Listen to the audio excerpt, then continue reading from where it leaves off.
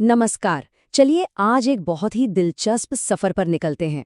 एक ऐसा सफर जो हमें ब्रह्मांड की सबसे बड़ी चीजों से लेकर उन छोटे से छोटे कणों तक ले जाएगा जो हमारी दुनिया को चलाते हैं। तो शुरुआत कहाँ से करें? चलिए हमारे अपने सोलर सिस्टम के पावर हाउस से करते हैं, यानी हमारे सूरज से।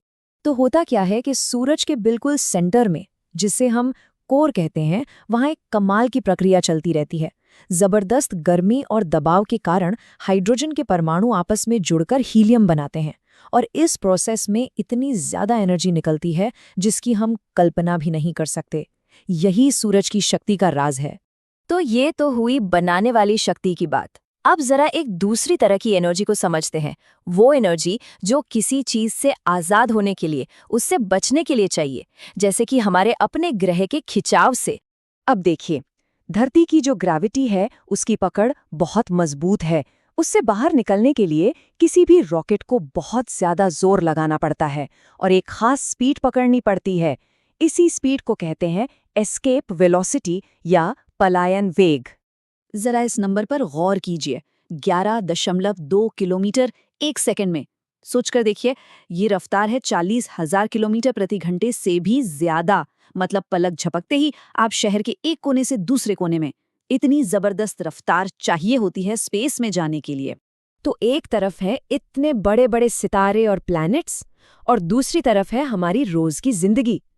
इन दोनों के बीच आखिर कनेक्शन क्या है? कोई तो धागा होगा जो इन्हें जोड़ता हो, है ना? और जवाब छिपा है एक बहुत ही छोटी सी चीज में, वो है एटम यानी परमाणु। आज की मॉडर्न फिजिक्स यही तो हमें सिखाती है कि सब कुछ, चाहे वो दूर का कोई तारा हो या हमारे हाथ में रखा फोन, सब एक ही चीज से बना है, एटम से। तो इसका मतलब क्या हुआ? इसका मतलब ये हुआ कि जो नियम इन नन्हे नन्हे एटम्स पर लागू होते हैं, वही नियम इस पूरे ब्रह्मांड को भी चला रहे हैं। है ना कमाल की बात? ये एक बहुत ही गहरा कनेक्शन है जो सबसे छोटे को सबसे बड़े से जोड़ता है। अच्छा, तो अब हम ये तो समझ गए कि सब कुछ एटम से बना है। तो चलिए अब थोड़ा और अंदर चलते हैं और देखते हैं कि इन एटम्स के अंदर जो छोटे छोटे पार्टिकल्स हैं, उनकी हलचल से बिजली जैसी ताकत कैसे पैदा होती है। वही बिजली जो हम हर रोज इस्तेमाल करते हैं। अब देखिए, हर चीज एक जैसी नहीं होती। कुछ चीजें हैं जैसे कि तांबा, जो अपने अंदर से बिजली को बड़े आराम से गुजरने देती हैं। इन्हें हम कहते हैं कंडक्टर या चालक। और दूसरी तरफ है रबर या प्लास्टिक जैसी चीजें जो बिजली के रास्ते में दीवार बनकर खड़ी हो जाती हैं। इन्हें कहते हैं इंसुलेटर या कुचालक।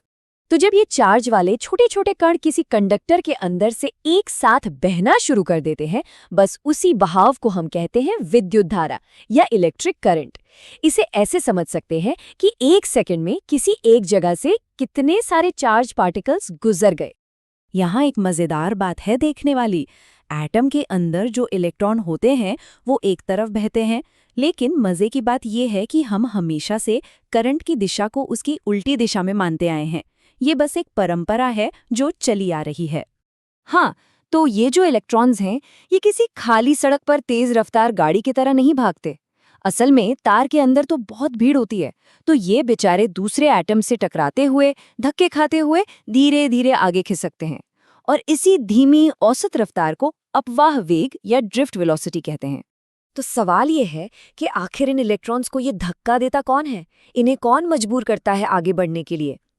यही धक्का कहलाता है विभवांतर, या जिसे हम आम भाषा में वोल्टेज कहते हैं। ये वो एनर्जी है जो इन चार्जेस को एक जगह से दूसरी जगह ले जाती है। हमने ये तो देख लिया कि चार्ज कैसे बहता है, पर इन सभी चार्जेस के बीच आपस में भी एक रिश्ता होता है। एक अनदेखी ताकत काम करती है जिसका एक बहुत ही मौलिक, एक बहुत जरूरी नियम है, और ये नियम है कूलॉम का नियम। ये सुनने में थोड़ा मुश्किल लग सकता है, पर है बहुत सीधा सा। ये बस इतना बताता है कि दो चार्ज एक दूसरे को कितनी जोर से खींचेंगे या एक दूसरे से दूर भागेंगे। जितना ज्यादा चार्ज होगा उतना ज्यादा फोर्स, और जितनी ज्यादा दूरी होगी उतना ही कम फोर्स, बस। और ये कोई छोटा मोटा नियम नहीं है, ये एक ऐसी अनदेखी ताकत है जो हमारे चारों तरफ काम कर रही है। चाहे वो कंघी को बालों पर रगड़ने से पैदा होने वाली बिजली हो, या फिर वो केमिकल बॉन्ड्स हो जो मॉलिक्यूल्स को जोड़कर रखते हैं और इस दुनिया को बनाते हैं। सब कुछ इसी एक नियम पर टिका है। तो देखिए, हमने अपना सफर शुरू किया था सूरज के कोर से, और पहुंच गए एक तार के अंदर दौड़ते इलेक्ट्रॉन तक। और हमने देखा कि कैसे कुछ गिने चुने नियम ही हर चीज को चला रहे हैं। ये हमें एक बहुत बड़े सवाल पर लाकर छोड़ देता है,